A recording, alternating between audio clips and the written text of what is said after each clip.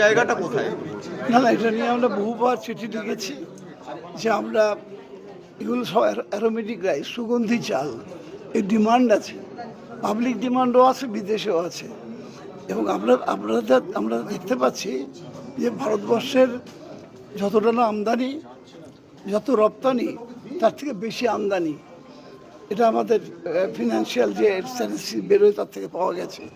সেক্ষেত্রে আমার রাজ্যেতে এত ভালো চাল উৎপাদন হচ্ছে, সেটা আমরা বারবার চিঠি দিচ্ছি, কিন্তু আমরা সেই সাহায্যটা কেন্দ্রীয় সরকারের কাছ থেকে অন্যান্য ক্ষেত্রে যা হচ্ছে ক্ষেত্রেও তাই হচ্ছে আর কি। আমরা বঞ্চনার শিকার হচ্ছি। আমরা চাই আমরা একটা যুক্তরাষ্ট্রীয় কাঠামোর মধ্যে একটা রাজ্য, সেই রাজ্য যদি দেশকে বিদেশি মুদ্রা এনে দিতে পারে, সেটা তাদেরও লাভ, আমাদের চাষিদেরও লাভ। সেই জায়গায় আমরা কোথাও যেন একটুখানি বঞ্চিত হচ্ছি বলে আমাদের প্রচুর প্রচুর গোবিন্দভোগ আমাদের দারুণ হয়। তুলাই পাঞ্জি, আমি টাকার অঙ্কটা এক্ষুনি বলতে পারবো না, কিন্তু তুলাই পাঞ্জি একটু কম জায়গায় হয়, কিন্তু গোবিন্দভোগ প্রচুর জায়গায় হয়, কালো নুইয়া অনেক বেশি জায়গায় হয়। কিন্তু তুলাই পাঞ্জির আসল কোয়ালিটি যেটা, সেটা একটা পার্টিকুলার এরিয়ায় ভালো হয়, তার আরও আশেপাশে তৈরি হচ্ছে, কিন্তু সেই কোয়ালিটিটা হচ্ছে না, সেই গন্ধটা আসছে না। গোবিন্দভোগ প্রচুর হচ্ছে জায়গা হচ্ছে, কালোনুনিয়াও প্রচুর জায়গা হচ্ছে, মানে বীরভূম টিরভূম সব জায়গায় হচ্ছে এটা। তো আমি সেটা বলছিলাম যে আমরা, এটা তো আমাদের একা সাহায্যের জন্য নয়, দেশের যেটা ফরেন মানি ইনকাম হয় সেটা দেশের জন্য হয়, সেটা আমি আমার লোকেরা শেয়ার পাবে এই পর্যন্ত, কিন্তু দেশ তাদের উপকৃত হবে, এটা একটা বড় কথা।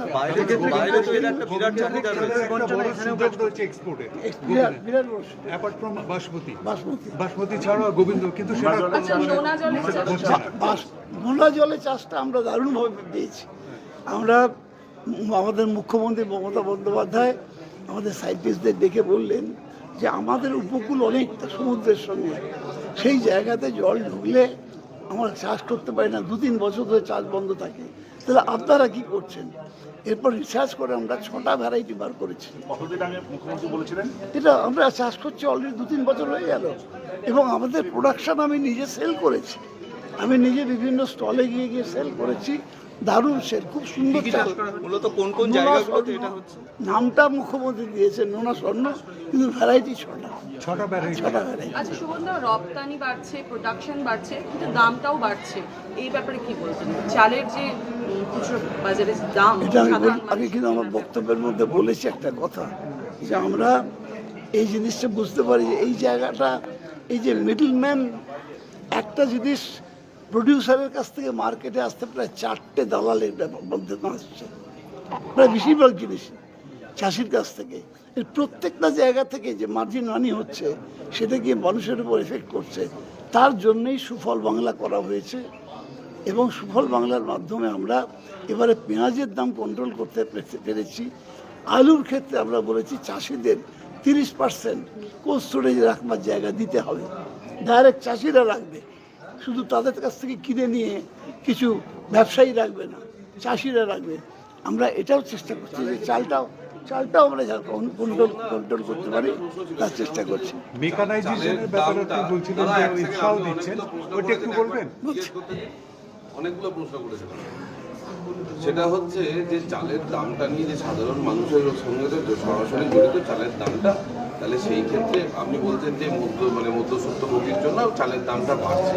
সুফল বাংলা রয়েছে কিছু জায়গায়, সেখান থেকে কিছু মানুষ অবশ্যই সুফল পাচ্ছে, কিন্তু এই ব্যতীত যে সমস্ত দ্বারা ধরুন 50 টাকা চালটা এখন 60 টাকা, 64 টাকা, অনেক জায়গায় 66 টাকাতেও কিনতে হচ্ছে, তাহলে এই নিয়ে আমাদের স্টেট গভর্নমেন্ট কি কোনো চিন্তা ভাবনা কি রয়েছে যদি বলেন? দেখো ভাই, দুটো জিনিস আছে, একটা হচ্ছে যে প্রশাসনকে কাজে লাগানো, তো এই প্রশাসনকে কাজে লাগানো যেতেই পারে, আরও টাফ হতে পারি আমরা, কিন্তু আমাদের যে চেষ্টা হচ্ছে যে আমরা সরকারকে সিস্টেমের মধ্যে দিয়ে এনে এই জায়গাটাকে বন্ধ করা, যেটা আমরা বন্ধ করতে পেরেছি। পেঁয়াজের দামটা পেরেছি, পেঁয়াজের গোডাউন করেছি আমরা, পেঁয়াজের গোডাউন ছিল না পশ্চিমবাংলা একটাও, আমরা গ্রামে গ্রামে করেছি। পেঁয়াজ, রসুন এবং আলু 3টে দামই আমরা এবারে অনেকটা স্টেবল রাখতে পেরেছি, যেখানে অনেক টাকা 40 টাকা উঠে যাওয়ার কথা, সেখানে স্টেবল রাখতে পেরেছি। চালটাও আমরা পারবো, চালটাও পারবো। আস্তে আস্তে আমাদের যেতে হবে সেদিকে কিন্তু দেখা যেত যে আলুর সময় দুম করে আলুর দাম বেড়ে যাচ্ছে, পেঁয়াজের দাম বেড়ে যাচ্ছে। এটা আমরা কন্ট্রোল করেছি, রসুনের দাম কন্ট্রোল করেছি। শুধুমাত্র চালের ক্ষেত্রে এখনো কিছুটা আমাদের অসুবিধা রয়েছে, আমরা সেটা করে নেব।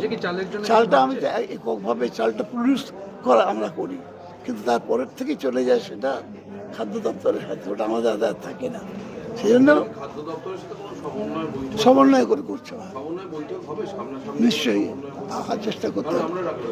আমরা বাংলা হচ্ছে চাল উৎপাদনে একদম প্রথম, মানে সারা দেশের সেরা। তাহলে সেই ক্ষেত্রে আমাদের রাজ্যে চালের দাম বাড়াটা, তাহলে সেই ক্ষেত্রে কি, যেহেতু মার্কেটিং ডিপার্টমেন্ট করে এবং ডিপার্টমেন্ট করে, তাহলে কি সমন্বয় বৈঠক কিছু করবে, ডাকবেন আপনি? এটা একটা বললাম না আমি আজকে এখানে বলেছি যে অলরেডি কৃষি দপ্তর তো এককভাবে করে না কিছু এখন। আগে কৃষি দপ্তরে অন্তর্ভুক্ত ছিল এগুলো সবই কৃষি দপ্তরে অন্তর্ভুক্ত ছিল। এগুলো কৃষি দপ্তর থেকে ভাগ হয়ে আলাদা আলাদা দপ্তর হয়ে গেছে, বলে এই সমন্বয়টা আর একটু বাড়াতে হবে, এটা ঠিক। মেকানাইজেশন আপনারা যেটা মেকানাইজেশনটা আমাদের রাজ্যে দারুণভাবে হচ্ছে, দারুণভাবে। এখন ট্রাক্টর চলছে, রাইস মালচার যাকে বলে সেটা চলছে। আর একটা জিনিস আমি এখানে বলিনি, আপনাদের বলে দিচ্ছি, সেটা হচ্ছে আমাদের একটা মেশিন বেরিয়েছে, ওই যে ধান পোড়ানোর ব্যাপারটা বললাম এখানে, রাইস ব্যান্ড, তাতে আমরা দুটো দিক পাচ্ছি। এক হচ্ছে একদম গোলাটা, সেটা মেশিন আর তোলে না, মেশিন ওপর থেকে কেটে দিচ্ছে, এবং কেটে দেওয়ার পরে যে ধানটা কেটে যে তৈরি হয়ে যাচ্ছে, ফলে পুরো ধানটা থাকছে না, ধানের টুকরো টুকরো মেশিনে হয়ে যাচ্ছে। এর থেকে একটা নতুন প্যালেট তৈরি